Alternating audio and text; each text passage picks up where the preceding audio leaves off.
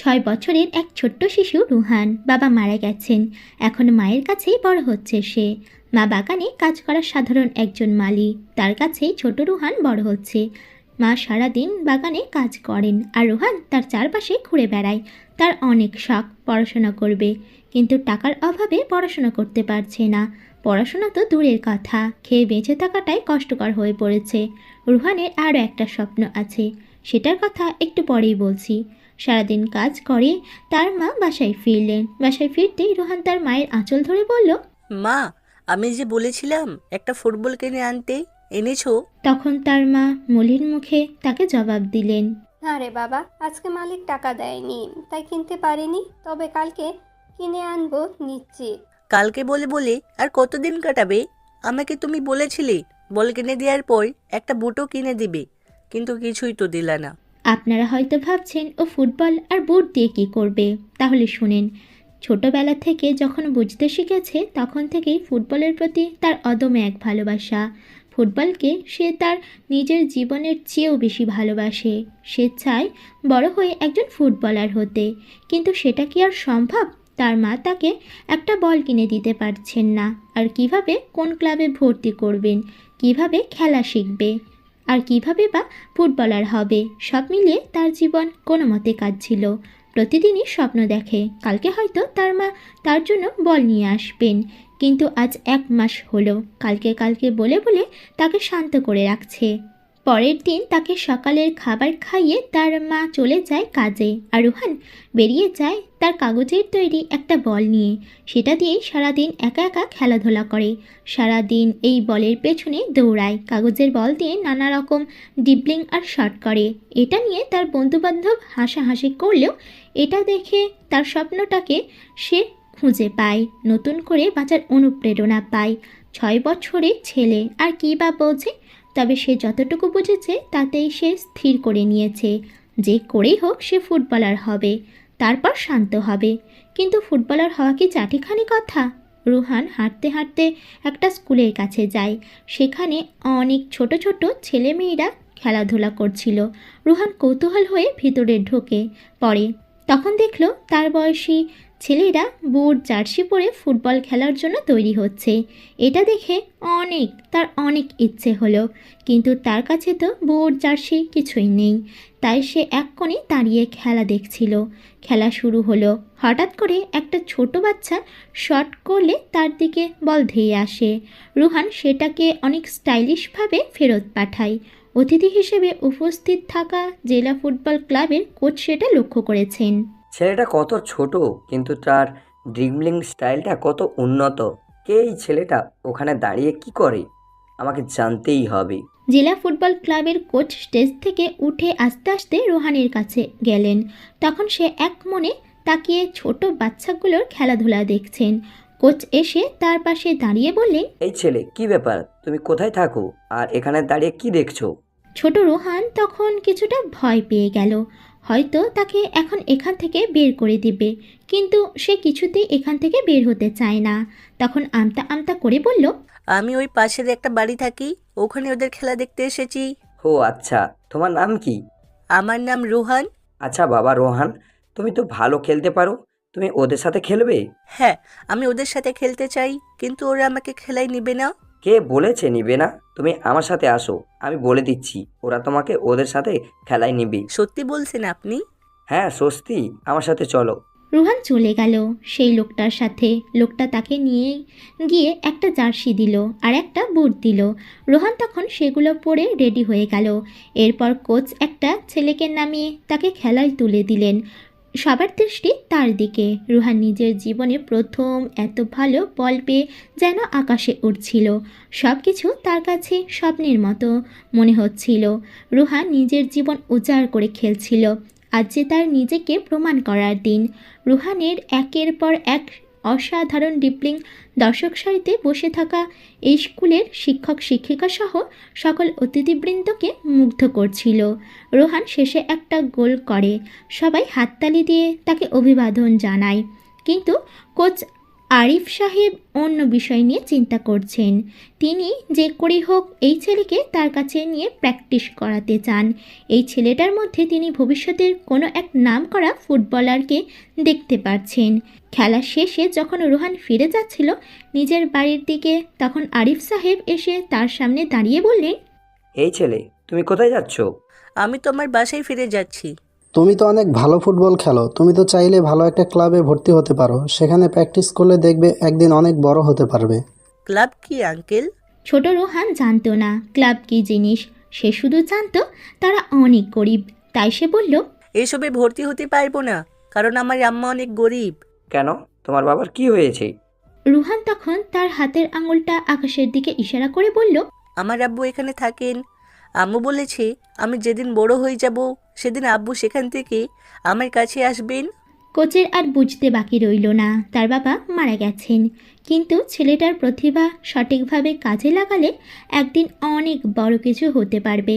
কিন্তু এত ছোট বয়সে পরিবারের সাপোর্ট ছাড়া তাকে বড় হওয়া সম্ভব নয়। তিনি তার পরিচয় করে রাখলেন। রোহানকে তার বাসায় পৌঁছে দেওয়ার নাম করে তার বাসার ঠিকানাটা নিয়ে নিলেন, যাতে কিছুদিন পরে যখন সে বুঝতে পারবে সব কিছু, তখন তিনি তাকে নিয়ে সেখান থেকে আনবেন। ওদিকে বিকালে রোহানের মা তার মালিকের কাছে গিয়ে বললেন, সাহেব, আজকে যদি আমায় কিছু টাকা দিয়ে দিতেন তাহলে খুব ভালো হতো। আমার ছেলেটা কয়েকদিন ধরে কান্না করছে একটা বল কিনে দেওয়ার জন্য, কিন্তু আমি টাকার জন্য পারছি না। বাগানের মালিক তখন রাগান্বিত হয়ে রোহানের মাকে বলল, তোমাদের ছোটলোকদের এই এক সমস্যা, একদিন কাজ করার আগেই টাকার জন্য পাগল হয়ে যাও।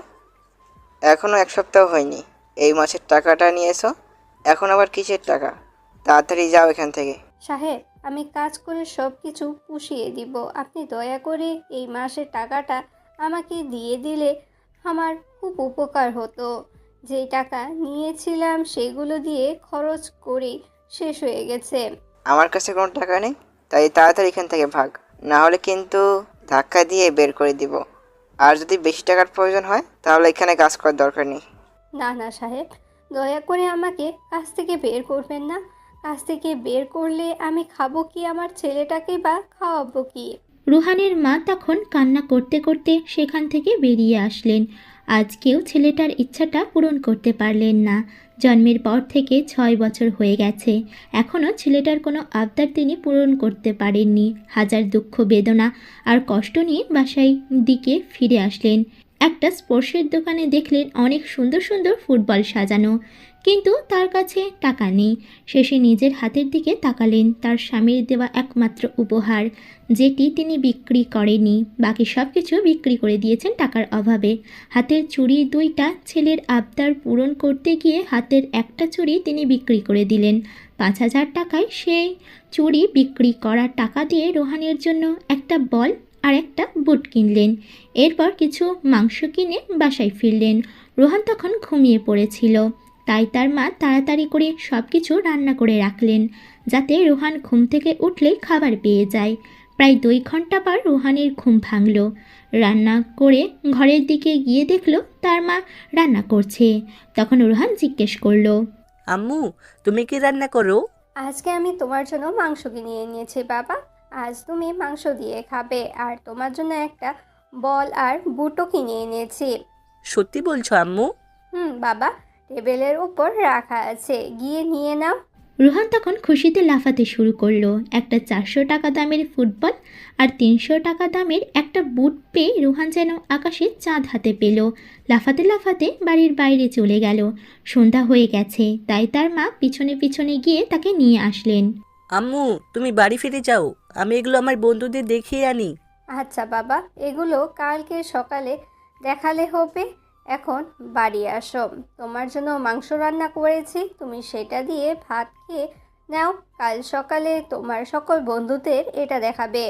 ঠিক আছে আম্মু, তাড়াতাড়ি বাসায় চলো, আমার অনেক খিদে পেয়েছে। বাসায় ফিরে রোহান হাসি মুখে খাচ্ছিল, আর সেটা বসে বসে দেখছিলেন তার মা। ছেলের মুখে এই হাসি যেন তার কাছে হাজার দিনের কষ্ট ভুলে থাকার মতো তিনি যে তার ছেলের মুখে হাসি ফোটাতে পারছেন, এটাই তার কাছে অনেক বড় প্রাপ্তি। কিন্তু নিজের স্বামীর অবশিষ্ট থাকা একমাত্র উপহার বিক্রি করে দিয়েছেন, এটা ভাবতেই তার কষ্ট হচ্ছে। চুড়িটা বিক্রি করার বাকি টাকা তিনি রেখে দিলেন সংসারের খরচের জন্য। রোহান খাবার খেয়ে ঘুমিয়ে পড়ল। পরের দিন সকাল হতেই মায়ের দেওয়া বুট জোড়া পরে আর বল হাতে নিয়ে বেরিয়ে পড়ল রোহান। তার সকল বন্ধুদের শুধু একে একে দেখাচ্ছিল তার বুট আর বলটা। সারাদিন বল আর বুট নিয়ে পড়ে থাকলো সে। ঘরের ভিতরেও বুট আর বল নিয়ে দৌড়াদৌড়ি করে। এভাবে তার জীবনের আরও এক সপ্তাহ পার হয়ে যায়। বাগানে গিয়ে তার মা জানতে পারলেন বাগান থেকে তার মাকে অনেকটা দূরে একটা বাগানে কাজের জন্য পাঠিয়ে দেওয়া হবে। এটা শুনেই রোহান কান্না করতে লাগলো। তার সকল বন্ধুবান্ধব এই এলাকা ছেড়ে সে যেতে চায় না। ছোট রোহান বুঝতে পারছিল না এটা তার জন্য কি। সে শুধু এটা জানে সে এখন এখান থেকে যেতে চায় না। কিন্তু দেখতে দেখতে 7টা দিন কেটে গেল। তার মা তাকে জোর করে নিয়ে গেলেন আর একটা শহরে, পুরো অপরিচিত চারিদিক। সেখানে তারা অভাব অনটনে 5টা বছর কাটিয়ে দিল। এখন আর রোহান ছোট নয়, 11 বছরের এক কিশোর। ফুটবলের সব বিষয়ে আস্তে আস্তে জানতে শুরু করেছে সে। জানতে শুরু করেছে পৃথিবীর রহস্যময় জিনিসগুলোর সম্পর্কে। মাঝে মাঝে মায়ের কাছে বায়না ধরে থাকে কোনো ক্লাবে ভর্তি করে দেওয়ার জন্য, কিন্তু টাকার অভাবে সেটা আর হয়ে ওঠেনি তার মায়ের জন্য। আসিফ সাহেব রোহান চলে যাওয়ার 3 মাস পরে সব ব্যবস্থা করে আসেন রোহানকে খুঁজতে, তাকে নিয়ে যেতে। কিন্তু রোহান ততদিনে এই এলাকা ছেড়ে অনেক দূর চলে গেছে। তিনি এসে বাসায় কাউকে খুঁজে না পেয়ে নিরাশ হয়ে ফিরে যান।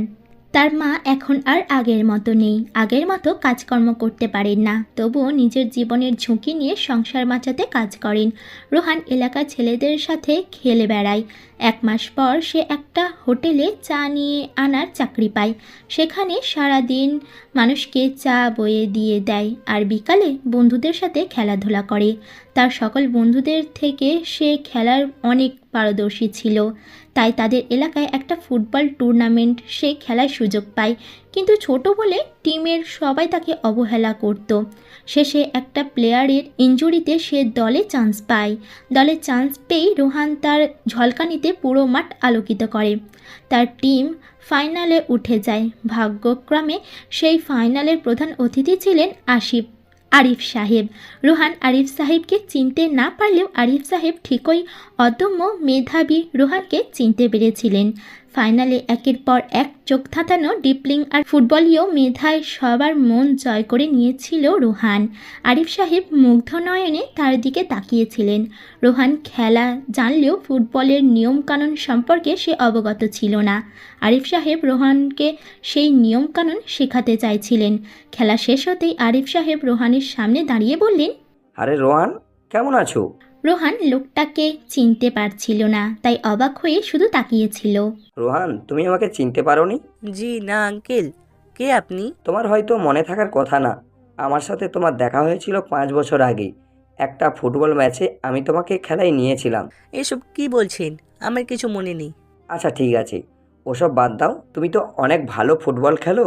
তুমি চাইলে আমার ক্লাবে জয়েন হতে পারো।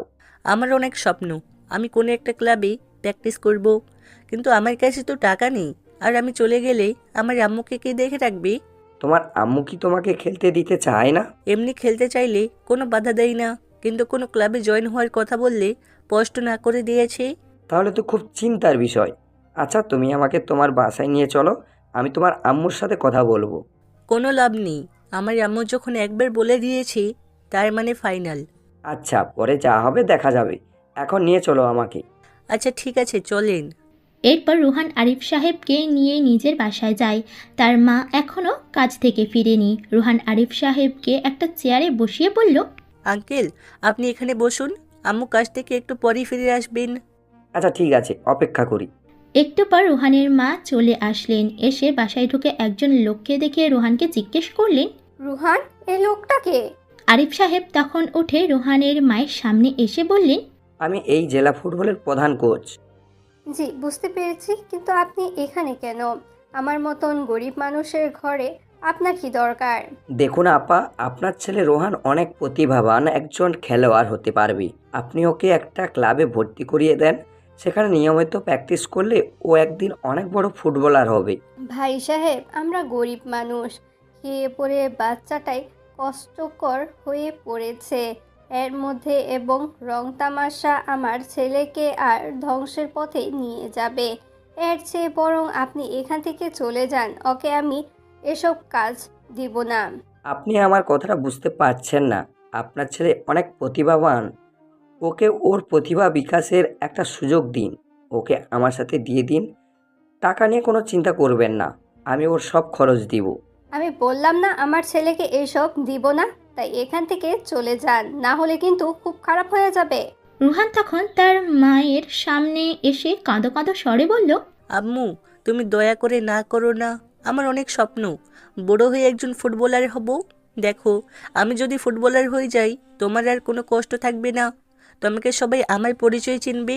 তোমাকে কেউ আর কষ্ট দিতে পারবে না। আমরা আর অভাবে থাকবো না। রুহানের মা তখন তাকে জড়িয়ে ধরে বলে, না বাবা, আমরা যেরকম আছি সেরকমই ভালো আছি। লোভ করা ভালো নয়। এভাবে অন্যজনের উপর চড়ে কত দিন আর চলবে? দেখবে একদিন উনিও তোমাকে দূরে ঠেলে দিবে। সেদিন তুমি কোনো কাজ করতে পারবে না। খেলার পাগল হয়ে কোনো কাজ শিখবে না, পরে তুমি কোনো কাজও করতে পারবে না। দুদিক তুমি হারাবে। মা, আমি লোভ করছি না। আমাকে তুমি প্লিজ আমার যোগ্যতাটা প্রমাণের একটা সুযোগ দাও। আমি অনেক স্বপ্ন দেখেছি, এটা নিয়ে আজ যখন সুযোগ পেয়েছি হাতছাড়া করতে চাই না। তুমি কি চাও না তোমার ছেলের স্বপ্ন পূরণ হোক? আমি চাই বাবা, কিন্তু তোমাকে ছাড়া আমি থাকতে পারবো না। তুই চলে গেলে আমি কি নিয়ে থাকবো? আমি তো একেবারে চলে যাচ্ছি না, কয়েকদিন পর পর ফিরে আসবো। আপা, আপনি কোনো চিন্তা করবেন না। ও আমার ছেলের মতো, ওর সম্পূর্ণ খেয়াল আমি রাখবো। দেখবেন ওর কারণে একদিন আপনার মুখ উজ্জ্বল হবে। ভাই সাহেব, আপনি দয়া করে আমার ছেলেটাকে একটু দেখে রাখবেন। আমার একটা মাত্র বেঁচে থাকার অবলম্বন এই ছেলেটাই। আপনি কোনো চিন্তা করবেন না, আমি কাল এসে ওকে নিয়ে যাব। এখন যাই। বলি আরিফ সাহেব চলে গেলেন আর রুহান খুশিতে লাফাতে শুরু করলো। এতদিন পর তার স্বপ্ন পূরণ হতে চলেছে। ছোটবেলা থেকে সে স্বপ্ন দেখে এসেছে, আজ সেই স্বপ্ন তার সামনে হাতছানি দিচ্ছে। ওদিকে ছেলেকে যেতে দিতে চান না রুহানের মা, কিন্তু ছেলের এমন খুশি তিনি নষ্ট করতে চান না। কি করবেন তিনি? রাতে শুয়ে শুয়ে পরের দিনের কথা ভাবছে রোহান, কাল তার জীবনে কি ঘটবে। ওদিকে বাসায় ফিরে আরিফ সাহেব একটা রুম ঠিক করছিলেন। তখন তার মেয়ে তানিয়া আসলো। এসে তার বাবাকে জিজ্ঞেস করলো, আব্বু, আমাদের বাড়িতে কে আসবে? কার জন্য তুমি রুম ঠিক করছো? কাল থেকে এখানে একটা ভাইয়া থাকবে, সে খুব ভালো ফুটবল খেলে। কি মজা! আমিও তো ফুটবল খেলতে চাই। ভাইয়াটা কি আমার সাথে খেলবে? কেন খেলবে না তুমি? একদিন অনেক বড় ফুটবলার হবে, দেখে নিও। তানিয়া আরিফ সাহেবের একমাত্র মেয়ে, বয়স 10 বছর হয়েছে। এর মধ্যেই বাবার সাথে থেকে থেকে ফুটবলের খুঁটিনাটি সব শিখে নিয়েছে।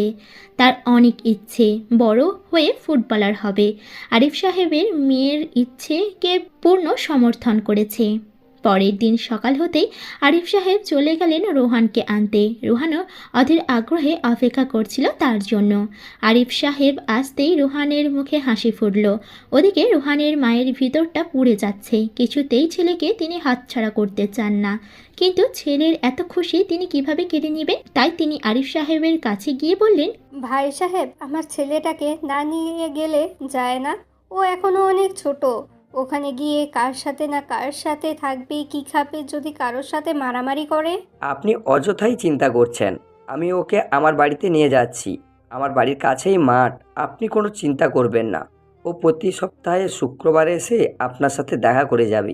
রোহানের মা আর কিছু বলতে পারলেন না। রোহান রেডি হয়ে তার মাকে জড়িয়ে ধরে বলল, মা, দোয়া করো আমার জন্য, যাতে আমি আমার স্বপ্নটা পূরণ করতে পারি। তুমি কোনো চিন্তা করো না, আমি সাবধানে থাকবো। আমার দোয়া সব সময় তোমার মাথার উপরে থাকবে বাবা, তুমি যেখানেই যাও না কেন।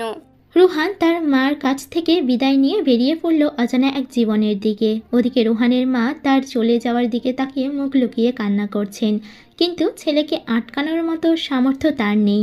রুহান চলে গেল অনেক বড় একটা বাড়ির সামনে। সেখানে যেতেই একটা ছোট মেয়ে দৌড়ে আসলো, অনেক সুন্দর একটা মেয়ে। এর মধ্যে এসেই রুহানের দিকে কেমন করে তাকিয়ে আরিফ সাহেবকে জিজ্ঞেস করলো, আব্বু, এই কি ওই ভাইয়াটা? হ্যাঁ মা, এই হলো সেই ভাইয়াটা, ও তোমার সাথে খেলবে। তানিয়া তখন রুহানের সামনে এসে দাঁড়িয়ে রুহানের দিকে হাত বাড়িয়ে দিয়ে বলল, হ্যালো ভাইয়া, আমি তানিয়া। আমিও তোমার মতো ফুটবল খেলি। রুহান অবাক হয়ে শুধু মেয়েটার দিকে তাকিয়ে আছে। অনেক সুন্দর করেই কথা বলে। রুহান হাত বাড়িয়ে হ্যান্ডশেক করলো। এরপর রুহান ভিতরে গেল। অনেক বড় বাড়ি, তার মধ্যে তাকে যে ঘরটাতে থাকতে দেওয়া হয়েছে সেটা তার বাড়ির থেকেও বড়। রুহান এত সব কিছু পেয়ে যাবে এটা সে স্বপ্নেও ভাবেনি। একটু পর তাকে এসে আরিফ সাহেব ডেকে গেলেন খাওয়ার জন্য। টেবিলে গিয়ে সে তো আরও অবাক, এত সব খাবার সে এগুলো জীবনেও দেখেনি। তখন আরিফ সাহেবের স্ত্রী মিস মাহিমা বললেন, কি ব্যাপার বাবা রোহান, দাঁড়িয়ে কি দেখছো? বসো। এগুলো কি সব আমার জন্য চাচি? হ্যাঁ বাবা, এগুলো তোমার জন্যই। বসো, তাড়াতাড়ি খাও, একটু পর তো মাঠে যেতে হবে। রুহান তখন এত সব খাবার দেখে লোভ সামলাতে না পেরে তাড়াহুড়ো করে খেতে লাগলো। এটা দেখে আরিফ সাহেব আর মাহিমা বেগম হাসলেও তানিয়া অবাক হয়ে তার দিকে চেয়ে আছে। তানিয়া রুহানকে এভাবে খেতে দেখে জিজ্ঞেস করলো, ভাইয়া, এরকম করে খাচ্ছ কেন? আস্তে আস্তে খাও। না মামনি, এরকম বলতে নেই, যে যেরকম ইচ্ছে সেরকম করে খাবে। রুহান এই সব শোনার মধ্যে না, সে খেয়ে যাচ্ছে তার মতো করে। বিকালে তাকে নিয়ে আরিফ সাহেব গেলেন ক্লাবের মাঠে। হঠাৎ করে আরিফ সাহেবকে দেখে সব খেলোয়াড় এসে ঘিরে ধরল। আরিফ সাহেব তখন সবার মাঝে কৌশল বিনিময় করে রুহানকে কিভাবে কি করতে হবে সব বুঝিয়ে দিলেন। রুহানকে জার্সি, বুট সব কিছু কিনে দেওয়া হলো। রুহান যখন প্র্যাকটিস করছিল তখন একদিকে তাকিয়ে তার চোখ আটকে যায়, কারণ সেখানে তানিয়া জার্সি, বুট সব পরে প্র্যাকটিস করছে। এই অবস্থায় তাকে অনেক সুন্দর লাগছে। রুহান তখন কৌতূহল হয়ে আরিফ সাহেবকে জিজ্ঞেস করলো, আচ্ছা আঙ্কেল, আপনার মেয়েও কি ফুটবল খেলে? হ্যাঁ, ওর অনেক ইচ্ছা একজন ফুটবলার হবে। আমিও আমার মেয়েকে নিজের ইচ্ছার বিরুদ্ধে কিছু করতে বলি না। এভাবে চলল আরও 7টা বছর। এখন আর রুহান ছোট নয়, পৃথিবীটাকে এখন সে উপলব্ধি করতে পারে। পৃথিবীর সব রহস্যের ভিতরে সেও এক রহস্য। তবে দুঃখ একটাই, আরিফ সাহেব আর বেঁচে নেই, তিনি মারা গেছেন। তার মাও 2 বছর আগে মারা গেছেন। এখন তার আপন বলতে শুধু তানিয়া আর তার মা। তানিয়া ইন্টারের 2য় বর্ষে ভর্তি হয়েছে, এর পাশাপাশি প্র্যাকটিসও করে। আর রুহানকে আরিফ সাহেব বেঁচে থাকতে অনেকবার বলেছেন পড়াশোনা শিখতে, কিন্তু সে তার ধ্যান জ্ঞান সব ফুটবলে দিয়ে রেখেছে। আরিফ সাহেব মারা যাওয়ার পর তাদের পরিবারও কিছুটা আর্থিক সংকটে পড়ে গেছে। আগের মতো চাকচিক্য এখন আর নেই। রুহান সেটা বুঝতে পারছে, তাই নিজে একটা গাড়ির গ্যারেজে ঢুকে গেছে। সারাদিন সেখানে কাজ করে আর বিকালবেলা মাঠে খেলতে যায়। রুহান আগের মতো দেখতে নেই, এখন সে যে কোনো মেয়ের ঘুম হারাম করে দিতে পারে, যেমন লম্বা তেমনি ফর্সা, সব মিলিয়ে যে কোনো কারোর স্বপ্নের রাজকুমার। এদিকে তানিয়া তো প্রথম থেকে কিউটের ডিব্বা। জার্সি পরে যখন প্র্যাকটিসে নামে সব ছেলেরা হাঁ করে তাকিয়ে থাকে, যেমনটা রুহান 7 বছর আগে তাকিয়েছিল। এখনও তার ব্যতিক্রম নয়। সেই তাকিয়ে থাকা যে কখন ভালো লাগা থেকে ভালোবাসায় রূপান্তরিত হয়েছে সেটা জানা নেই তার, কিন্তু শুধু এটা জানে তানিয়াকে এখন এক মুহূর্ত না দেখলে তার ভালো লাগে না। বিকালে নিজের রুমে বসে রেডি হচ্ছিল রুহান, তখন তানিয়া মুখ গোমড়া করে আসলো। তানিয়াকে এভাবে দেখে রুহান গিয়ে জিজ্ঞেস করলো, কি হয়েছে তানিয়া, এমন লাগছে কেন তোমাকে? কিছু হয়নি ভাইয়া, তুমি কি প্র্যাকটিসে যাচ্ছ? কি হয়েছে আমাকে কি বলা যায় না? বলো, কি হয়েছে তোমায়? তানিয়া তখন কাঁদো কাঁদো সুরে রুহানকে বলল, ভাইয়া, আমি পড়াশোনা করতে চাই, কিন্তু আম্মু বলেছে আমাকে নাকি আর পড়তে হবে না, আমার জন্য ছেলে দেখছে। কেন, কি হয়েছে? পড়তে দেবে না কেন? কি সমস্যা? আর তোমার তো এখনো বিয়ের বয়স হয়নি। আমি ইন্টার ফার্স্ট ইয়ার থেকে সেকেন্ড ইয়ারে ভর্তি হব। এখন ভর্তি ফির জন্য টাকা দিতে বলছিলাম আম্মুকে, কিন্তু আম্মু তখন বলছে আমার আর পড়া লাগবে না, তার কাছে টাকা নেই। রুহান তখন বুঝতে পারলো এটা ওনার মুখের কথা নয়, টাকার অভাবে এমনটা বলছেন। রুহান তখন হাসি মুখে তানিয়াকে বলল, এভাবে মন খারাপ করো না, আমি আন্টির সাথে কথা বলবো, আর টাকা লাগলে আমি দিব। কত টাকার দরকার? 5,000 টাকা দরকার, ভর্তি ফি আর প্রথম মাসের বেতন। রুহান কিছুটা চিন্তায় পড়ে গেল। এত টাকা সে কোথায় পাবে? সারাদিন গ্যারেজে কাজ করে তাকে 300 থেকে 400 টাকা দেয়। সেই টাকা জমিয়ে মাঝে মাঝে খরচ আনে, কিন্তু একসাথে এত টাকা তাকে কে দিবে? কিন্তু তবুও সে হাসি মুখে তানিয়াকে বলল, মাত্র 5,000 টাকা? এটা নিয়ে তো চিন্তা কিসের? আমি আছি কি করতেই? তুমি কোনো চিন্তা করো না, আমি তোমার ভর্তির ফি এর টাকা দিব। তানিয়া তখন খুশিতে রুহানকে জড়িয়ে ধরল। I am really happy. Ruhan যেন বিদ্যুতের শক খেলো। তানিয়া তাকে জড়িয়ে ধরতেই তার পুরো শরীর অদ্ভুত এক শিহরণ জেগে উঠল। সে তানিয়াকে ছাড়িয়ে নিয়ে বলল, তুমি আজ প্র্যাকটিসে যাবে না? ভালো লাগছিল না চিন্তায়, কিন্তু এখন যাব। তাহলে দাঁড়িয়ে কি দেখছো? তাড়াতাড়ি গিয়ে রেডি হও। আচ্ছা ঠিক আছে, তুমি 2 মিনিট ওয়েট করো, আমি রেডি হয়ে আসছি। ওকে, তাড়াতাড়ি যাও। এরপর রুহান নিচে গেল তানিয়ার মায়ের সাথে কথা বলতে। তানিয়ার মা তখন কিচেনে রান্না করছিল। রুহানকে আসতে দেখে জিজ্ঞেস করলে, কী রে রোহান, কিছু লাগবে তোর? না আন্টি, কিছু লাগবে না। আসলে একটা কথা বলতে এসেছিলাম। কি কথা বল? তুমি কি তানিয়াকে বিয়ে দেওয়ার কথা বলছো? কথাটা শোনা মাত্র তানিয়ার মায়ের মুখটা কালো হয়ে গেল। হ্যাঁ বলছি, সংসারের অবস্থা ভালো না এখন, পড়াশোনার পেছনে এত টাকা খরচ করা সম্ভব নয়। তাই বলে ওকে বিয়ে দেওয়ার কথা বলবে? সবেমাত্র 17 বছর হয়েছে, এর মধ্যে ওকে বিয়ে দিয়ে দিবে? কি করব বাবা, সংসার যে আর টেনে নিয়ে যাওয়া সম্ভব হচ্ছে না। তুমি কোনো চিন্তা করো না আন্টি, ওর পড়াশোনার সব খরচ আমি দিব। কিন্তু তুমি প্লিজ ওকে বিয়ে দেওয়ার কথা বলো না। ও খুব কষ্ট পেয়েছে তোমার কথাই। কি বলছিস তুই? টাকা কোথায় পাবি? আমি যেখানে কাজ করি সেখানে আরও 2 ঘন্টা বেশি কাজ করলে টাকা ম্যানেজ হয়ে যাবে।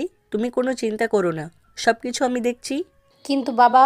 কোনো কিন্তু না আন্টি, তোমরা আমাকে ছোটোবেলা থেকে 7টা বছর আগলে রেখেছো, আমার সব খরচপাতি দিয়েছো, কিন্তু আমি তোমাদের জন্য কিছুই করতে পারিনি। এখন যখন তোমরা বিপদে পড়েছো, আমার উচিত তোমাদের জন্য কিছু করার। তাদের কথার মধ্যেখানে তানিয়া চলে আসে। তানিয়া এসে দাঁড়াতেই রুহান বলে, তুমি রেডি হয়ে গেছো? চলো। এরপর রুহান আর তানিয়া বেরিয়ে গেল প্র্যাকটিস শেষে। বাসায় ফেরার সময় তানিয়া বলল, ভাইয়া আজকে 20 তারিখ, আমার কিন্তু 25 তারিখ ফিয়ের টাকাটা লাগবে। আচ্ছা, আমি বলেছি তো, তুমি কোনো চিন্তা করো না, আল্লাহ একটা না একটা ব্যবস্থা ঠিকই করে দেবেন। তানিয়াকে বাসায় দিয়ে রুহান বেরিয়ে গেল তার গ্যারেজের দিকে। সেখানে পৌঁছে তার মালিকের সাথে কথা বলবে তাকে রাতের বেলা এখানে দেখে গ্যারেজ মালিক ইমরান সাহেব অবাক হলেন। তিনি রুহানকে খুব পছন্দ করেন, কারণ সে কখনো কাজে ফাঁকি দেয় না। ইমরান সাহেব রুহানকে জিজ্ঞেস করলেন, কি ব্যাপার রোহান, তুমি এই রাতের বেলা এখানে কেন? কোনো দরকার? আসলে ভাইয়া হয়েছে কি, আমার অনেক টাকার দরকার। আমাকে কি শুধু বিকেলে ছুটি দিয়ে আবার রাতে কাজে নেবেন? আমি সকালে এসে বিকেলে চলে যাব, এরপর সন্ধ্যার পর আবার আসবো। এই বয়সী একটা ছেলের মুখে এই রকম একটা কথা শুনে অবাক হলেন ইমরান সাহেব। আশ্চর্য হয়ে জিজ্ঞেস করলেন, তুমি তো এত কাজ করতে পারবে না, আর এত কাজ করলে তো তুমি অসুস্থ হয়ে যাবে। তোমার এত টাকার দরকার কেন? টাকা দিয়ে কি করবে? ভাই, আমার কিছু হবে না, আমি কাজ করতে পারবো, আমার পরিবারের টাকার দরকার। আচ্ছা ঠিক আছে, এখন থেকে কি কাজ শুরু করবে? জি ভাই, আমি কাজ করার জন্য এসেছি।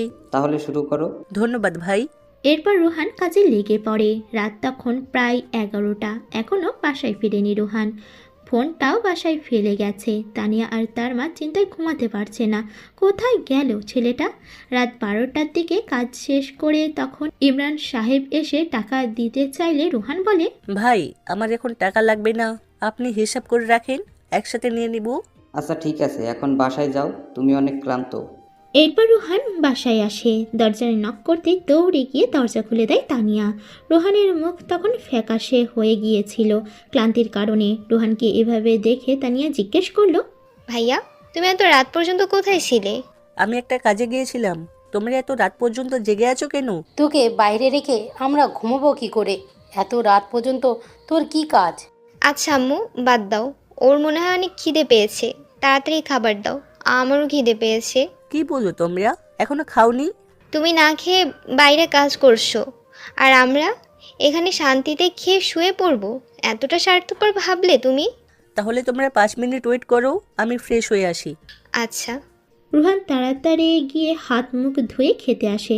মাথায় অনেক চিন্তা, সে পারবে তো এই 5 দিনে টাকাগুলো জোগাড় করতে?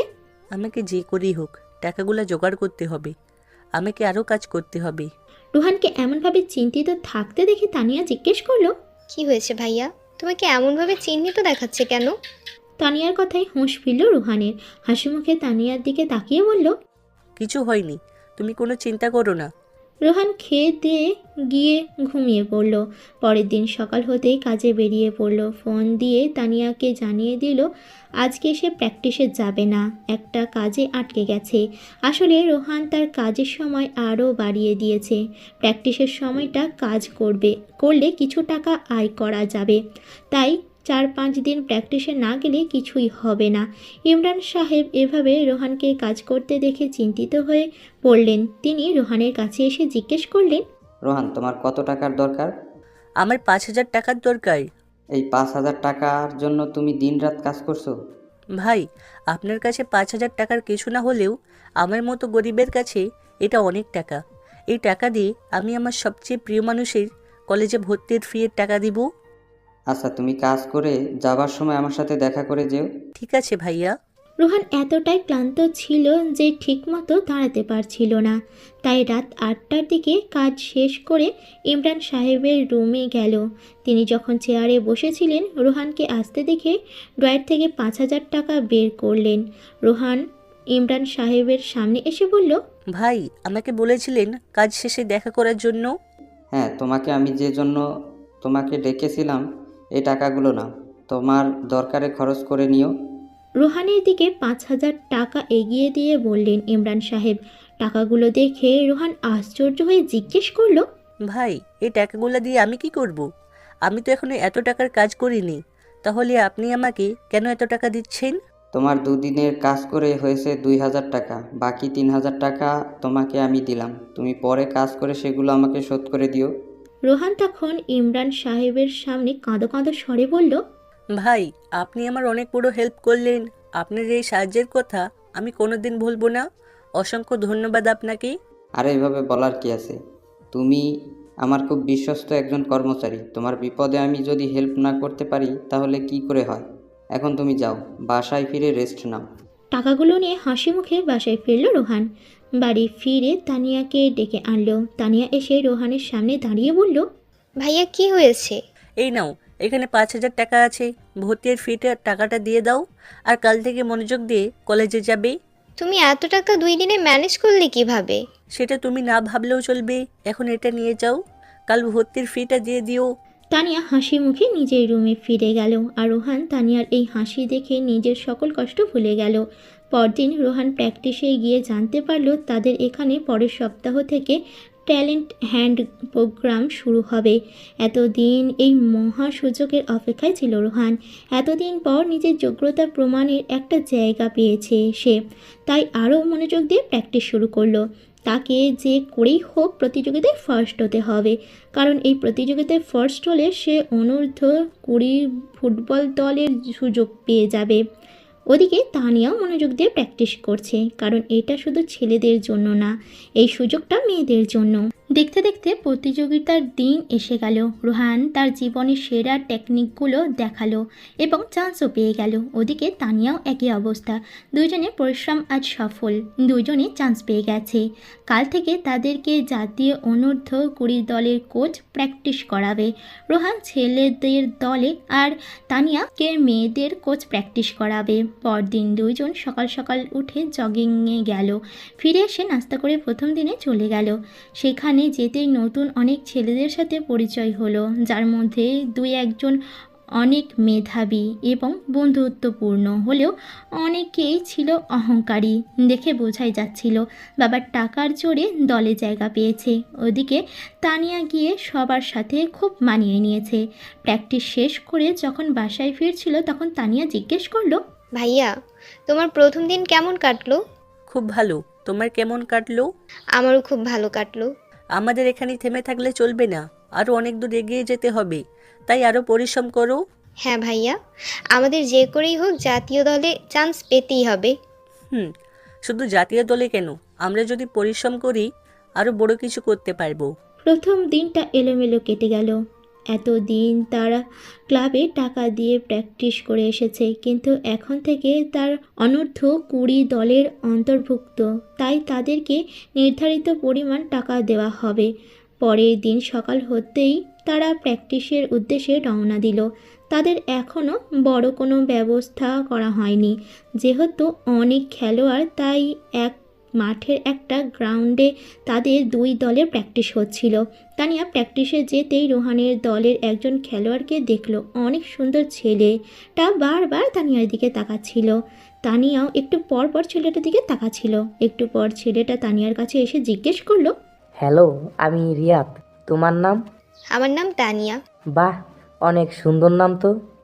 তোমার নামের মতো তুমিও কিন্তু দেখতে অনেক সুন্দর। আপনি কি ফ্লার্ট করার চেষ্টা করেছেন?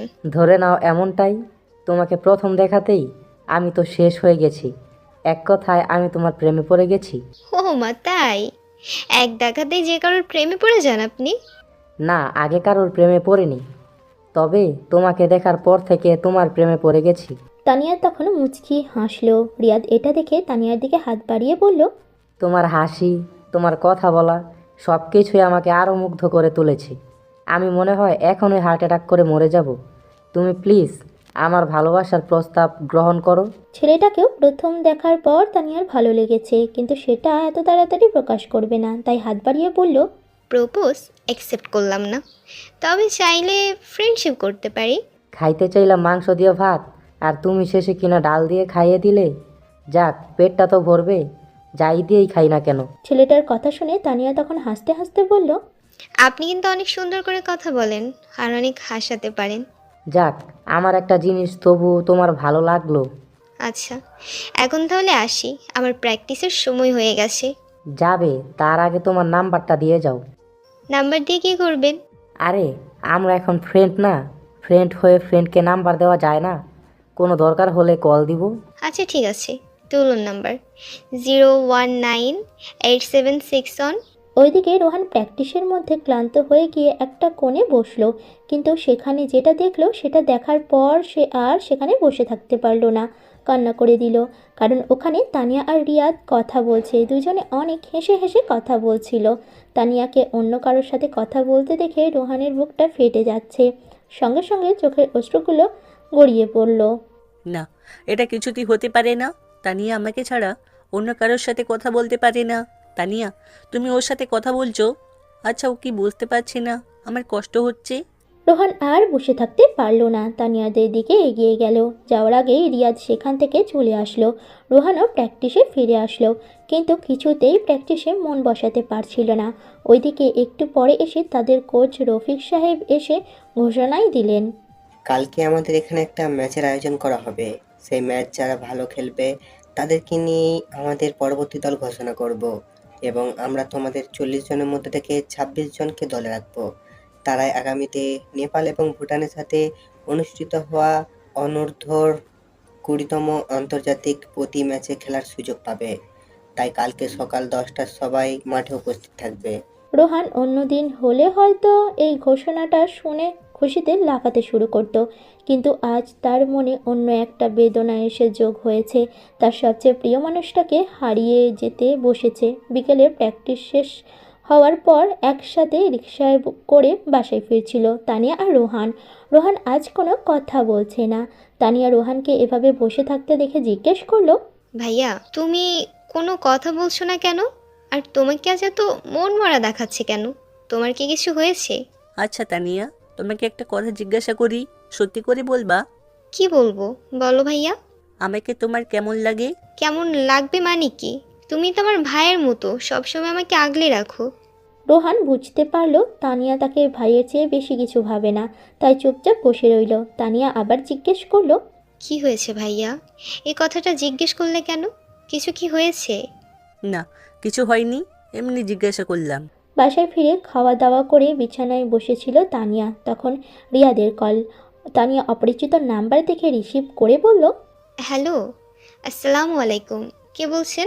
গেস করো তো কে বলছি আমি। আজব তো, হঠাৎ করে ফোন দিয়ে বলছেন কে আপনি? বলবো আমি কি করে বলবো আপনি কে? আপনি আপনার পরিচয়টা দিন। আর আপনি আমার নাম্বার কই পাইলেন? এই সকালে কথা হলো আর এখনই ভুলে গেলে? তুমি তো নিজেই আমাকে তোমার নাম্বারটা দিলে। ও, তার মানে আপনি ওই লোকটা। তা কী জন্য ফোন দিয়েছেন? না, এমনি ভাবলাম তুমি কি করো, খোঁজ খবর নেই। কিছু না, এমনি বসে আছি। আপনি কি করেন? আমি তো এখন মহাশূন্যে এসেছি রকেটে করে। তানিয়া রিয়াদের কথায় হাসতে হাসতে বলল, তাই সন্ধ্যাবেলা মহাশূন্যতে কি করতেছেন? এখানে বসে এলিয়েনদের সাথে একটা প্ল্যান করছি। তা কি বিষয়ে প্ল্যান করছেন, তাও আবার এলিয়েনদের সাথে? না, তাদের সাথে আমি প্ল্যান করছি কিভাবে আজকে সকালে দেখা পরীটাকে উড়িয়ে নিয়ে আসা যায় সেই নিয়ে। ও না, তাই নাকি? তা আপনার এলিয়েন মহাদয়রা কি কোনো বুদ্ধি দিল আপনাকে?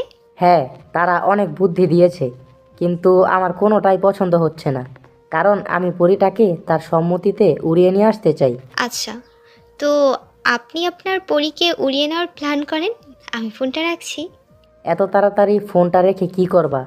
বয়ফ্রেন্ডকে কল দিবা? ধুর, আমার তো কোনো বয়ফ্রেন্ডই নেই। এটা কিন্তু তুমি ডাহা একটা মিথ্যা কথা বললে। সত্যি আমার কোনো বয়ফ্রেন্ড নেই। মানুষ মানুষকে বোকা পেলে কত কিছুই না বুঝিয়ে চলে যায়, সেই রকম আমাকেও বোঝানোর প্ল্যান করতেছো। আমি কি কিছু বুঝি না? ধুর, আপনার সাথে কথা বলাটাই আমার ভুল।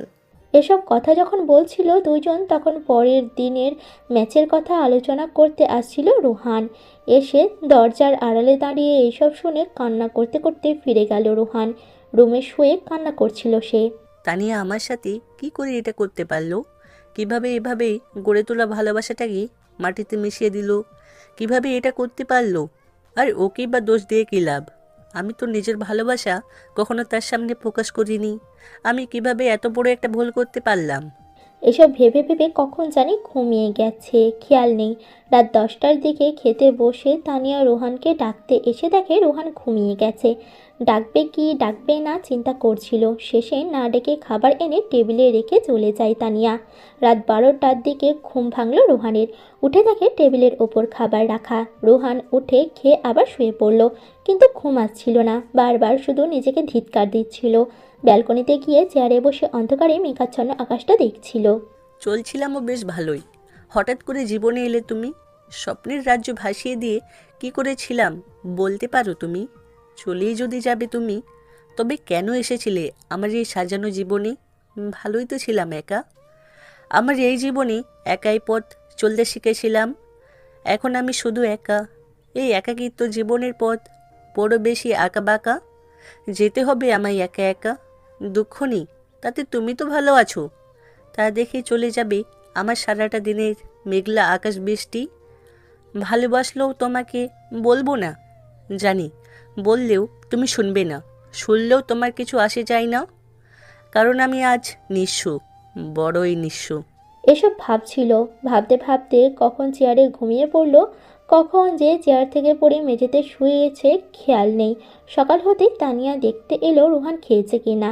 দরজা লক করা নেই, তাই ঢুকে দেখলো খেয়েছে, কিন্তু রুহান কোথায়? ওয়াশরুমে নেই।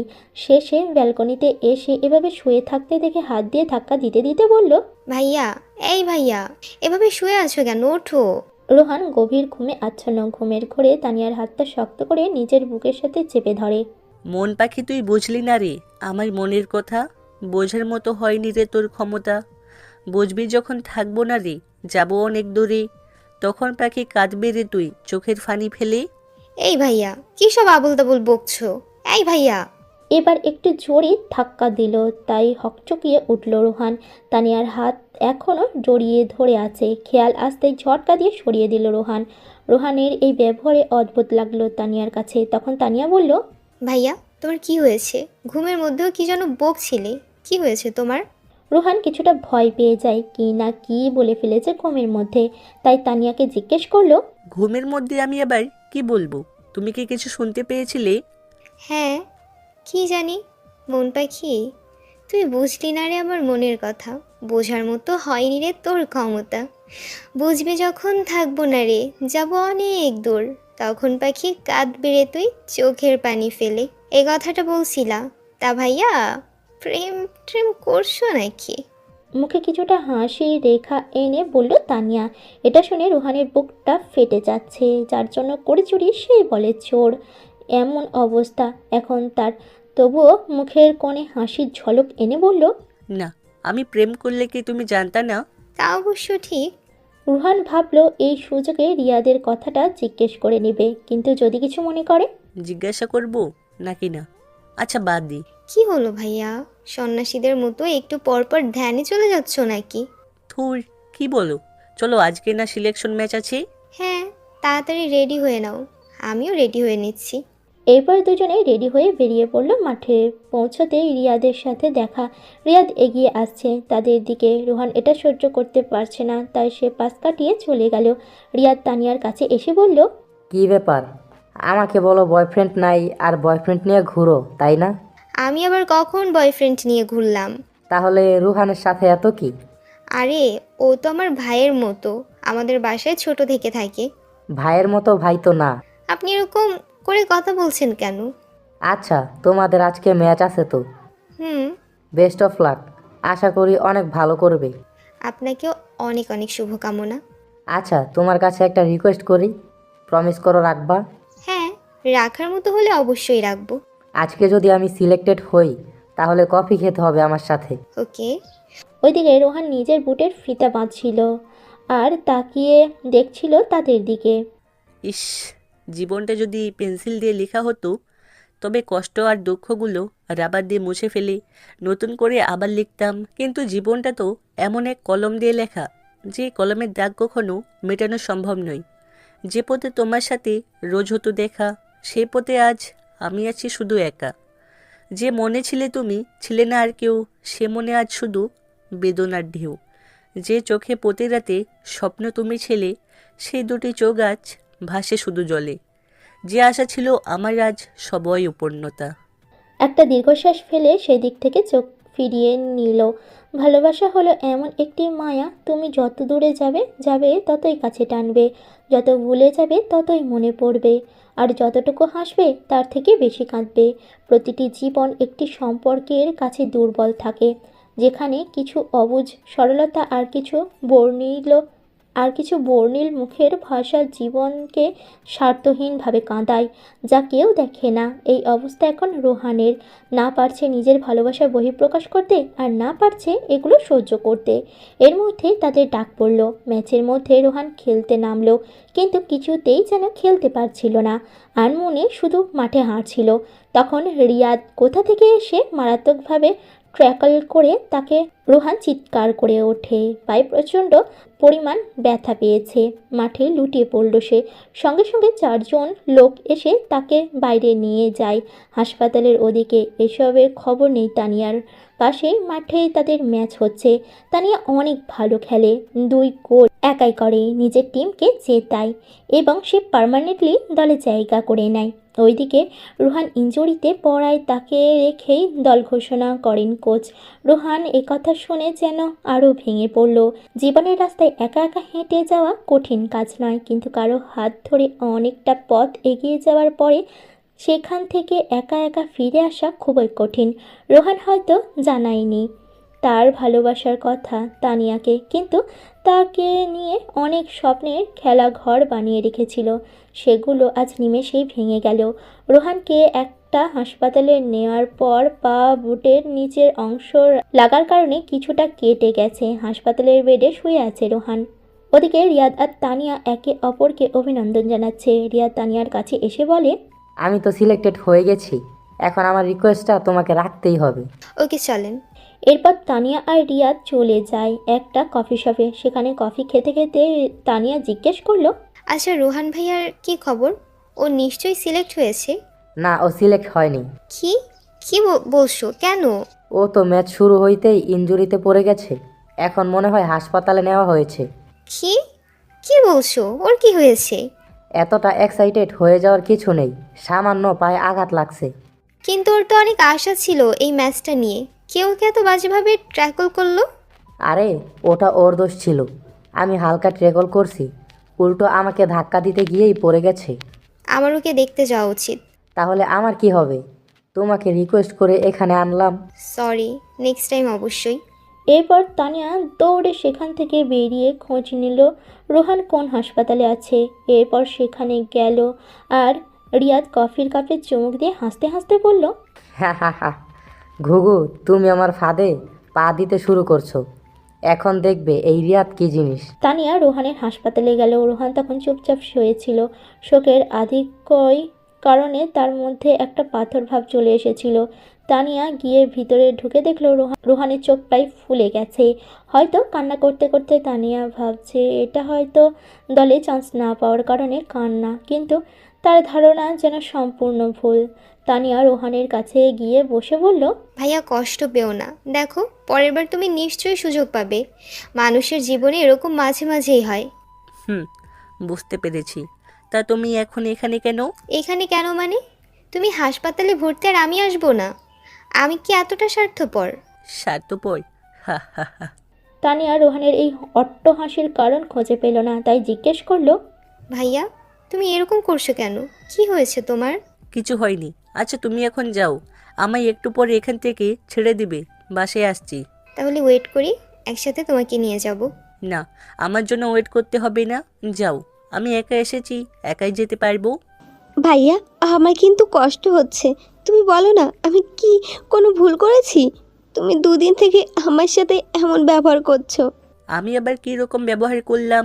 ঠিক আছে আমি যাচ্ছি, তাড়াতাড়ি বাসায় আসবা। আসবো, যাও।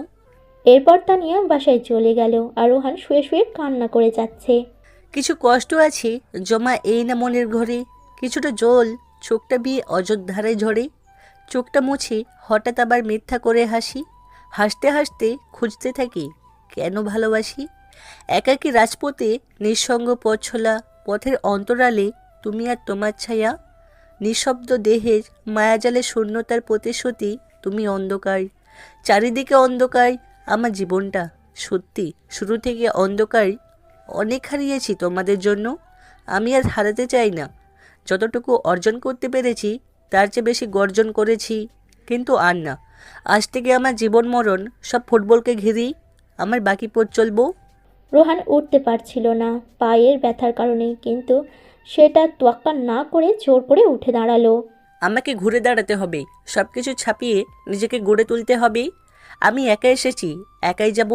কাউকে আমার জীবনের সাথে জড়াবো না, কারণ কাউকে কথা দিয়ে জীবনে জড়িয়ে ফেলা অনেক সহজ, কিন্তু কঠিন হচ্ছে সেই কথাটি ধরে রাখা। কাউকে কথা দেওয়ার আগে বারবার ভেবে দেখবেন কথাটা আপনি রাখতে পারবেন কি না। মনে রাখবেন, নদীর মাঝপথে কাউকে ছেড়ে না দিয়ে যদি শুরুতেই বলে দেন যে আপনি নৌকা চালাতে পারেন না, তাহলে হয়তো আপনার ভুলে তাকে ডুবে মরতে হবে না। তাই সিদ্ধান্ত নেওয়ার বা দেওয়ার আগে বারবার ভাবুন তার সাথে জড়িত দায়িত্বগুলো পালন করতে পারবেন কি না। সবসময় খেয়াল রাখবেন আপনার ভুলটা কখনো যেন কারো চোখে পানির মাঝে বেঁচে না থাকে। রোহান নতুন প্রত্যয়ে নতুন এক রোহান হয়ে বাসায় ফিরল, যেই রোহান শুধু নিজের কথা ভাবে, নিজের আশেপাশের মানুষগুলোকে খেয়াল করে না। কে কি ভাবলো, কে কি করলো এটা দেখার টাইম নাই। ওদিকে যত দিন যাচ্ছিল তানিয়া আর রিয়াদের মধ্যে সম্পর্ক তত গভীর হচ্ছিল। রোহান এখন ঘর থেকে বের হয় না, ঘরে বসে নিজের রুমকে ফুটবল গ্রাউন্ডের মতো ইউজ করে, না ছক সাজায় সেখানে বসেই। পরের দিন তানিয়া সকাল সকাল উঠতেই রিয়াদ কল দিল। হ্যালো পরি, কি করো? এই তো ঘুম থেকে উঠলাম, তুমি কি করো? একটা রিকোয়েস্ট করি। কি রিকোয়েস্ট? আজকে তোমাকে আমি একটা সারপ্রাইজ দিতে চাই, তুমি প্লিজ আসবে? কি সারপ্রাইজ? সেটা আসলেই দেখতে পাবে। আচ্ছা আমি আম্মুকে বলে দেখব। আমাকে তুমি 1 ঘন্টার ভিতরে জানো। আচ্ছা দেখছি কি করা যায়। এরপর তানিয়া ব্রেকফাস্ট করতে বসে তার মাকে বলে, আম্মু আজকে আমি আর আমার একটা ফ্রেন্ডের বাসায় থাকবো। কেন, কি হয়েছে তোর ফ্রেন্ডের? তোর বাসা থাকতে তোকে অন্যের বাসায় থাকতে হবে কেন? না মা, ও আমাকে ইনভাইট করছে ওর বাসায় যাওয়ার জন্য, কিভাবে না করি বলো? আচ্ছা ঠিক আছে, সাবধানে যাস, আর কাল সকাল সকাল ফিরে আসিস। আচ্ছা মা, তুমি কোনো টেনশন করো না। তানিয়া এর আগেও তার অনেক ফ্রেন্ডের বাসায় থেকেছে, তাই তার মা না করেনি। একটা রাতেরই তো ব্যাপার। ওইদিকে রোহান বসে বসে সব কিছু শুনছিল। সে চুপচাপ বসে আপেল কেটে খেয়ে যাচ্ছিল। তার এদিকে কি হচ্ছে সেটা দেখার সময় নেই, শুধু কান আছে তাই শুনছিল, কিন্তু কোনো খেয়াল নেই কে কোথায় গেল, কে কোথা থেকে আসলো। এসব বিষয় নিয়ে এখন আর সে মাথা ঘামায় না। কি হবে এসব করে? শেষে তো সেই তাকেই শূন্য হতে হয়। এর চেয়ে থেকেই মানিয়ে নেওয়া ভালো। একটু পর নিজের রুমে যাওয়ার সময় সে একটা কথা শুনে চমকে গেল। তার পায়ের নিচ থেকে মাটি সরে গেল। এটা কি শুনলো সে? এটা করে সম্ভব? তানিয়া ফোনে কথা বলছে। তানিয়া ফোনে রিয়াদকে বলছে, রিয়াদ, আমি আম্মুকে বলে ম্যানেজ করেছি, সন্ধ্যার পর তুমি এসে আমাকে নিয়ে যেও। রুহান স্তব্ধ। কি হলো এটা? তার মানে কি তানিয়া রিয়াদের সাথে রাতে থাকবে? এটা কি শুনলাম আমি? এটা কি করে সম্ভব? রিয়ার ছেলেটা ভালো না, তাহলে তানিয়াকে নিয়ে কি করবে? আমাকে যে করেই হোক জানতে হবে, কিন্তু আমি এখন কি করব? কিভাবে ওদের ব্যাপারে জানবো? রুহান নিজের রুমে গিয়ে মাথায় হাত দিয়ে ভাবতে শুরু করলো। যতই চিন্তা করে এইসব কিছু থেকে দূরে থাকবে, ততই যেন আরও জড়িয়ে যাচ্ছে এসব বিষয়ে। সব কিছুর পর একটা চিরসত্য হলো যে তানিয়াকে ভালোবাসে। সেই ভালোবাসার টান হয়তো তার পিছু ছাড়ে না, কাউকে বলতে পারছে না, তাই বারবার আঘাত পাওয়ার পর ফিরে যায় সেই দুনিয়ায়। এখন তাকে যে করেই হোক তানিয়াকে বাঁচাতে হবে ওই রিয়াদের হাত থেকে। ওর কাছে গেলে না জানি কি ক্ষতি করে দেয় তার, কিন্তু কিভাবে বাঁচাবে সে? তারা কোথায় যাচ্ছে, কি করবে সে তো জানে না। তাই রোহান একটা বুদ্ধি করলো। সন্ধ্যার আগেই রোহান তার পরিচিত একজনের কাছ থেকে একটা বাইক ম্যানেজ করে এবং সেটা নিয়ে প্রস্তুত থাকে। যখনই তানিয়া বাড়ি থেকে বের হয়, রিয়াদের সাথে গাড়ি করে যাচ্ছিল পিছন পিছন রোহান তাদেরকে ফলো করে। শেষে গাড়িটা গিয়ে একটা নাইট ক্লাবের সামনে থামে। তারা একটা নাইট ক্লাবের ভিতরে যায়। এই জায়গাটা দেখে রোহানের এক প্রকার ঘৃণা চলে আসলো। শেষে কিনা এই জায়গা, ছি! না, আমি এসব কি ভাবছি? এতটা জঘন্য একটা স্থানে আমার তানিয়া আসতে পারে না। এটা কিছুতেই হতে পারে না। হয়তো তাকে জোর করে এখানে আনা হয়েছে। এই রকম হাজারো চিন্তা করে নিজের মনকে শান্ত করার চেষ্টা করছিল সে। ওইদিকে তানিয়া নাইট ক্লাব দেখে কিছুটা ভয় পেয়ে যায়। ভয়ে ভয়ে রিয়াদকে জিজ্ঞেস করে, রিয়াদ, তুমি আমাকে এখানে কেন নিয়ে আসলে? আরে তুমি চিন্তা করো না, কালকে তোমার বার্থডে, তাই তোমাকে সারপ্রাইজ দেওয়ার জন্য আমি এখানে একটা সারপ্রাইজ পার্টির আয়োজন করেছি। কিন্তু পার্টি তো অন্য জায়গায় করা যেত, এরকম একটা বাজে জায়গায় কেন পার্টির আয়োজন করবে? আরে আর কোনো জায়গা পাই নাই, বাসায় করলে তো আব্বু আম্মু দেখে ফেলতো, তাহলে কি আর সারপ্রাইজ বাকি থাকতো? এখানে আমার বন্ধু বান্ধব আর আমি, আর কেউ না। এখানেই তোমাকে ডেডিকেট করে একটা পার্টি দেব। তানিয়ার মনের সংশয় কিছুটা দূর হলেও পুরোটা দূর হয়নি। তাই ভয়ে ভয়ে রিয়াদের সাথে গেল। না জানি আজ তার সাথে কি হয়ে যায়। ওইদিকে রোহান প্রস্তুত, কিন্তু এখানে অপরিচিত কাউকে ঢুকতে দিচ্ছে না তারা। তাই রোহান কিভাবে ঢুকবে সেই প্ল্যান করছিল। পার্টিতে তো বাইরের কাউকে অ্যালাউ না, তাহলে আমি কিভাবে এর ভেতরে যাব? কিভাবে দেখব তানিয়ার সাথে ওরা কি করে? আমি তানিয়াকে কিভাবে বাঁচাবো? আচ্ছা, একবার পিছন দিক দিয়ে যে কি দেখব, যদি কিছু পাওয়া যায়। যেই কথা সেই কাজ। তাড়াতাড়ি করে পিছনের দিকে গেল। সেখানে গিয়ে দেখতে পেল একটা ভাঙা দরজা। রোহান মনে কিছুটা আশার আলো পেল। রোহান সেই দরজা দিয়েই ঢুকে পড়ল ভিতরে। কিন্তু ভিতরে ঢুকে আর এক বড় বিপদ পড়ল, কারণ ভিতরে একটা রুমের মধ্যে এসে ঢুকেছে। এই রুমের দরজা বন্ধ। এখন এই রুমের দরজা ভাঙবে কিভাবে? ওইদিকে পার্টি সেন্টারে ঢুকতেই রিয়াদের সব বন্ধু বান্ধব ঘিরে ধরলো তাদের দুজনকে। সবাই অশ্লীল কথাবার্তা বলা শুরু করলো। তানিয়া এটা শুনে ভয় কাঁপতে শুরু করলো। ভয়ে ভয়ে রিয়াদকে জিজ্ঞেস করলো, রিয়াদ, তোর বন্ধুরা এভাবে কথা বলছে কেন? তো তোমার সাথে কিভাবে কথা বলবে? এখানে কি তোমাকে প্রেমের বাণী শোনানোর জন্য এনেছি? এখানে আমরা সবাই তোমাকে নিয়ে মজা মস্তি করব। এসব কি বলছো তুমি? এতটা খারাপ জানলে তোমার সাথে আমি কখনোই আসতাম না। সেজন্যই তো ভালো মানুষের মুখোশ পরে এতদিন জোকারের মতো অভিনয় করে এসেছিলাম। তাহলে এসব কিছু কি তোমার সাজানো পরিকল্পনা ছিল? যাক, এতক্ষণে তোমার এটা মাথায় ঢুকলো। যাক, ভালোই হলো। এখন তাহলে যেটা করার সেটাই করো। বাঁচাও, বাঁচাও আমাকে, কেউ বাঁচাও প্লিজ। চিৎকার কর, যত ইচ্ছা চিৎকার কর, এখানে কেউ তোকে বাঁচাতে আসবে না। প্লিজ রিয়া, তুমি আমার সাথে এমনটা করো না। এটা করার জন্যই তো তোকে এতদিন ধরে পটিয়ে আসছি। আর যদি এটা করতে না পারি, তাহলে তো আমার এতদিনের পরিশ্রম বিফলে যাবে। চারদিক থেকে হাসির আওয়াজ আসছিল। রিয়াদের বন্ধু বান্ধব সবাই হাসছিল আর অশ্লীল সব অঙ্গভঙ্গি করছিল। ওইদিকে রুহান দরজা ভাঙার পূর্ণ চেষ্টা করছে, কিন্তু পারছে না। একের পর এক লাথি দিচ্ছে, দরজা ভাঙছে না। অনেক দিন ধরে বন্ধ, তাই হয়তো দরজায় জ্যাম লেগে গেছে। সে খুঁজতে লাগলো পুরো রুমের মধ্যে একটা ভাঙা কিছু পাওয়া যায় কিনা। অনেক বড় একটা রুম, এইখানকার যত অপ্রয়োজনীয় জিনিস আছে সবগুলো এখানে রাখা। সেখান থেকে খুঁজতে খুঁজতে একটা লোহার রড পেল। সেই রড দিয়ে এসে দরজার লকে বাড়ি দিতে শুরু করলো। শেষে লকটা ভেঙে গেল। ততক্ষণে মুক্তি পেয়ে দৌড়ে গিয়ে নিচে নামতে চাইল রোহান, কিন্তু নিচে অনেক লোক, সে একা গেলে পারবে না, তাই রডটা দিয়ে আবার নিয়ে আসলো। রিয়াদ আস্তে আস্তে তানিয়ার দিকে এগোচ্ছে। তানিয়া ভয়ে ভয়ে বিছানার দিকে যাচ্ছে। তানিয়া নিরুপায় হয়ে চিৎকার শুরু করলো। তখন রিয়াদ গিয়ে তানিয়ার হাতটা ধরে তানিয়ার ছিটকে হাতটা ছাড়িয়ে নিতে চাইল। জামার অনেকখানি ছিঁড়ে যায়, কাঁধের দিকের অনেকটা দেখা যাচ্ছে। রিয়াদ জিহ্বা বের করে সেদিকে তাকিয়ে আছে। তানিয়া কান্না করছে। রিয়াদ যখনই সেই খুলে যাওয়া অংশে হাত দিতে যায় তখনই মাথায় কিছু আঘাত পায়, সঙ্গে সঙ্গে উল্টে মাটিতে পড়ে যায়। পিছনে তাকিয়ে দেখে রুহান দাঁড়িয়ে আছে। ভয়ঙ্কর দেখাচ্ছে তাকে, চোখ দুটো লাল হয়ে গেছে। রিয়াদ দেখলো তার সব বন্ধুরা মাটিতে শুয়ে চিৎকার করছে। রুহান তার শার্টটা খুলে ছুঁড়ে মারল তানিয়ার দিকে। তানিয়া তাড়াতাড়ি করে শার্টটা পরে নিল। সে এখনও কাঁপতেছে। রুহান অগ্নিচক্ষে তানিয়ার সামনে গিয়ে চিৎকার করে বলল, এই তোর বান্ধবীর বাড়ি, তাই না? ছেলেদের সাথে নোংরা জায়গায় এসে নোংরামি করার নাম বান্ধবীর বাড়ি? ভাইয়া, খবরদার, আমি কোনো কথা শুনতে চাই না। তোর কত বড় সাহস, তুই বাড়িতে মিথ্যা বলে একটা নাইট ক্লাবে চলে এসেছিস বান্ধবীর বাড়ির নাম করেই? তোকে তো মেরে ফেললো, আমার রাগ কমবে না। রুহান রাগে গজগজ করতে করতে কথাগুলো বলল, আর তানিয়া চুপ করে শুধু ফুঁফিয়ে কান্না করে যাচ্ছিল। রিয়া তখন কোনো মতে উঠে নিজের নাইফটা তুলে তানিয়ার পায়ে ঢুকিয়ে দিল। তানিয়া হঠাৎ করে মাটিতে বসে পড়ল, রক্তে পুরো পা ভিজে যাচ্ছিল। রুহান এটা দেখে হুঁশ হারিয়ে ফেলেছে। হাতে থাকা রড দিয়ে রিয়াদের মাথায় আঘাত করলো। রিয়াদের মাথায় দ্বিখণ্ডিত হয়ে পড়ে রইল, আর রুহান তাড়াতাড়ি করে তানিয়াকে কোলে তুলে হাসপাতালে নিয়ে গেল। হাসপাতালে নিয়ে যেতেই ডাক্তার অপারেশন থিয়েটারে নিয়ে গেলেন। একটু পর একজন ডাক্তার বের হয়ে রোহানের কাছে আসলেন।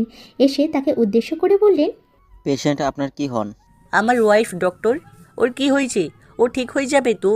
দেখুন, ওনার পায়ের একটা শিরা কেটে গেছে, যত তাড়াতাড়ি সম্ভব অপারেশন করতে হবে। আপনি যে করেই হোক ওকে সুস্থ করে তুলুন ডক্টর। আপনি এক্ষুনি চলে যান, আমাদের কাউন্টারে গিয়ে 3 লাখ টাকা জমা করে আসুন।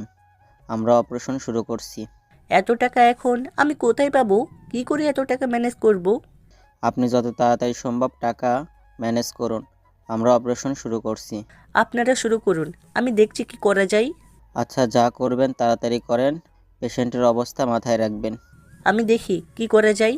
এরপর রোহন বেরিয়ে পড়লো টাকা ম্যানেজ করতে, কিন্তু এত টাকা সে কোথায় পাবে? পকেটে তার মাত্র 500-600 টাকা আছে। আমি এত তাড়াতাড়ি এত টাকা কিভাবে ম্যানেজ করব? আল্লাহ, তুমি আমাকে একটা উপায় বলে দাও। রুহান হাসপাতালের চারিদিকে হেঁটে বেড়াচ্ছে, তানিয়ার মাকে কল করছে আসার জন্য।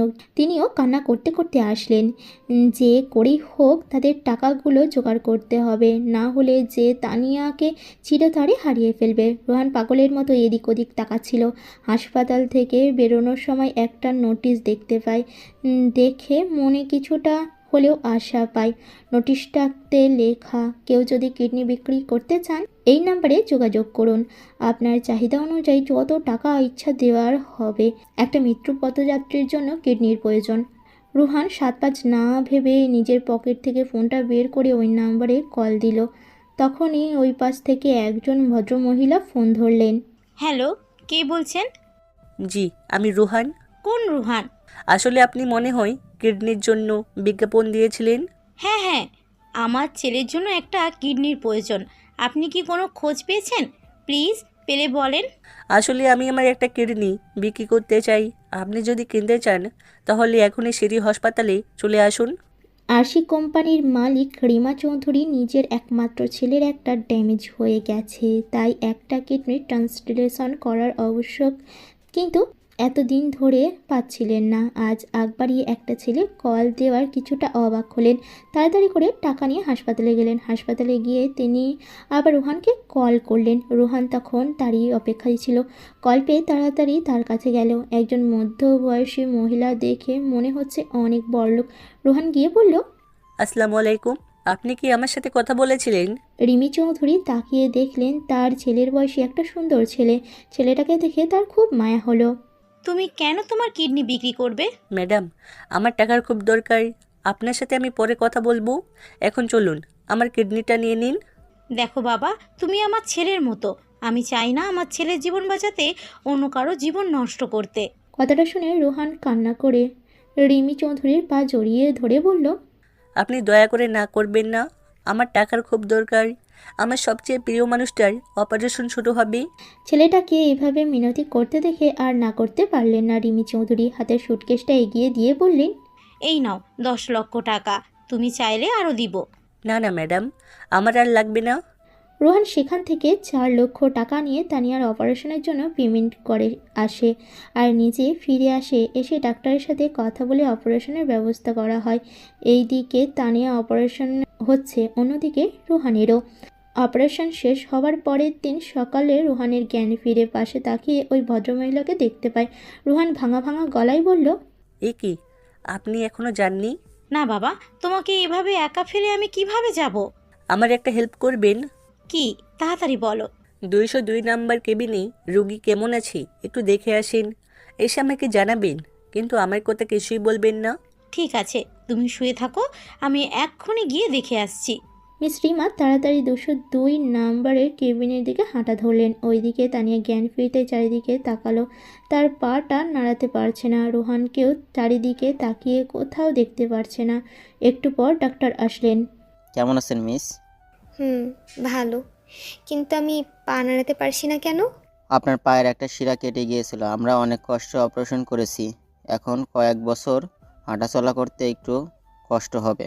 তার মানে আমি কি আর ফুটবল খেলতে পারবো না? না, আপনি আর কখনো কোনো দিন জোরে দৌড়াতে পারবেন না।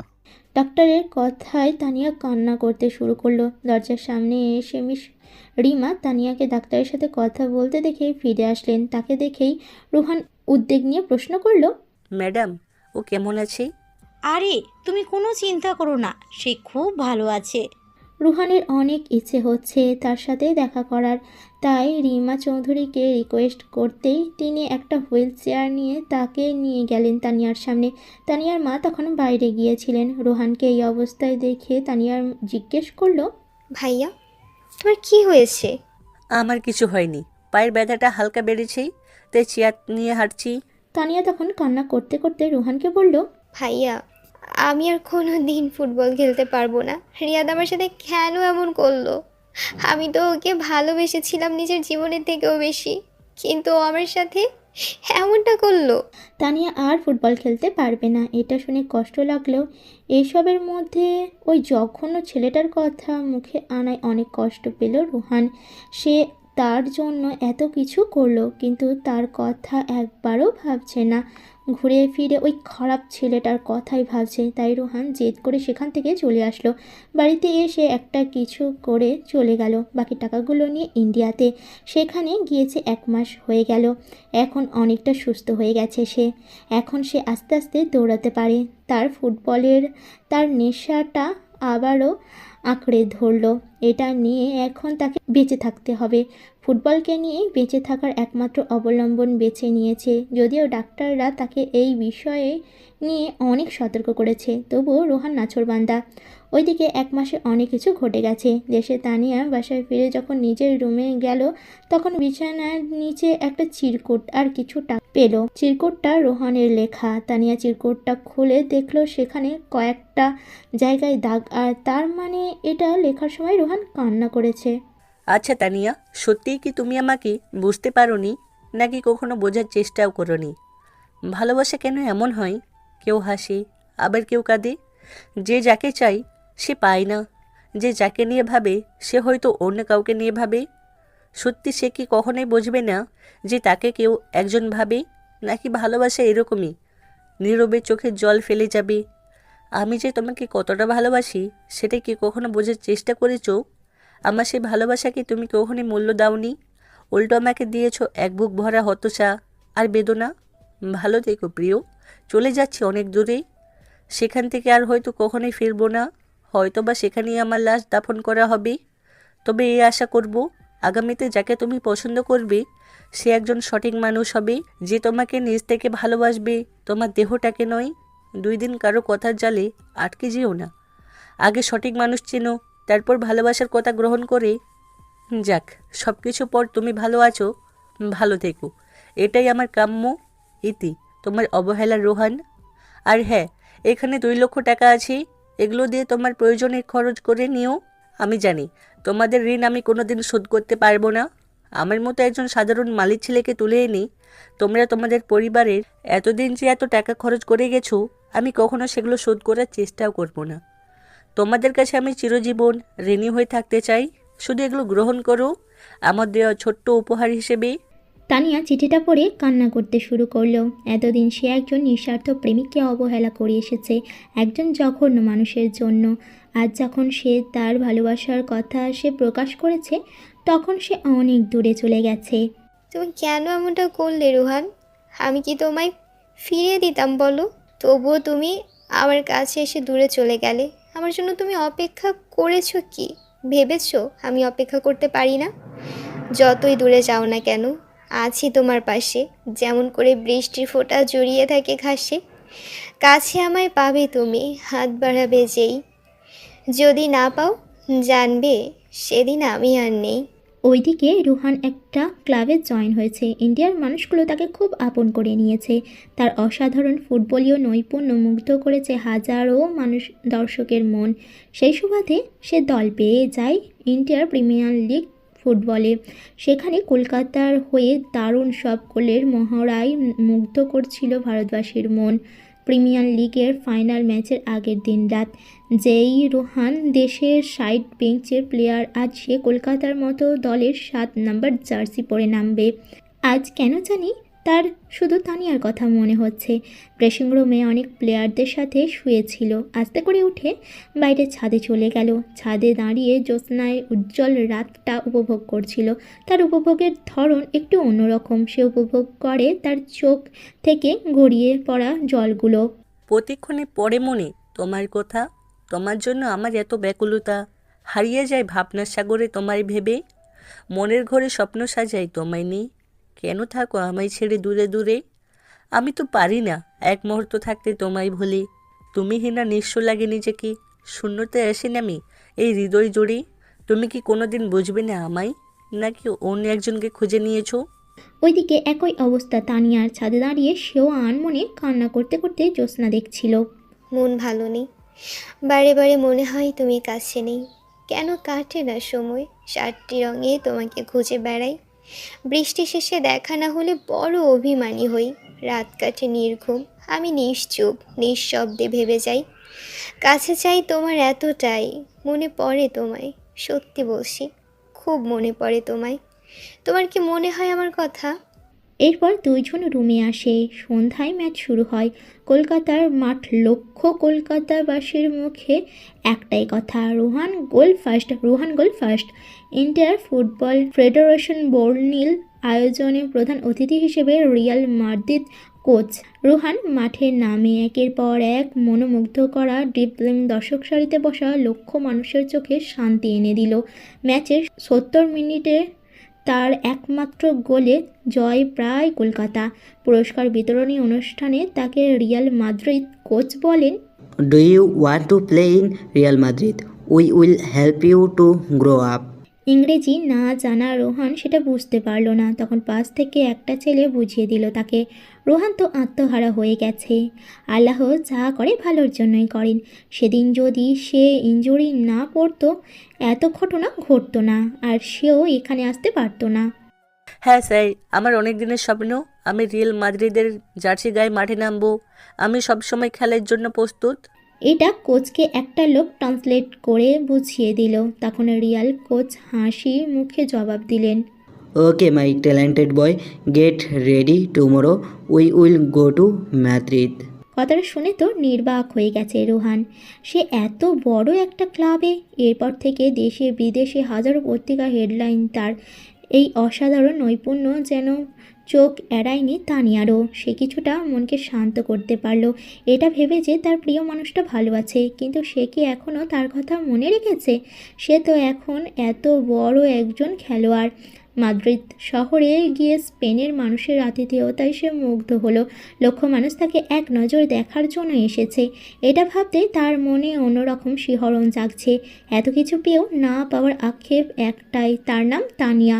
এখন কর্মব্যস্ততা তার কথা প্রায় ভুলে গেছে, কিন্তু যখনই একা হয়, চারিদিকে কেউ না থাকে, ঠিক তখনই মনে পড়ে প্রিয় মানুষটাকে। দেখতে দেখতে একটা বছর কাটিয়ে দিল স্পেনে।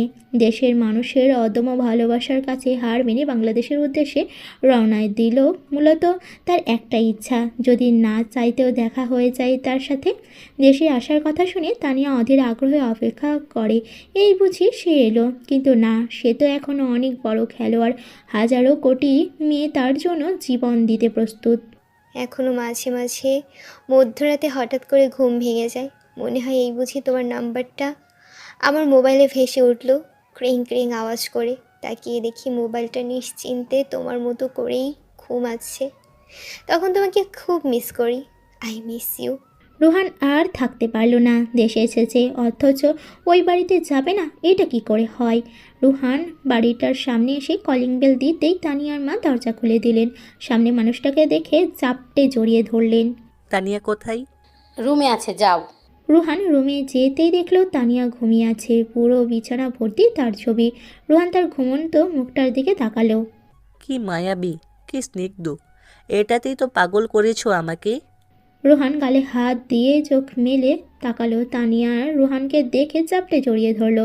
রোহানের মনে কেমন জানি একটা সুপ্ত অভিমান কাজ করছিল। সে ছাড়িয়ে চলে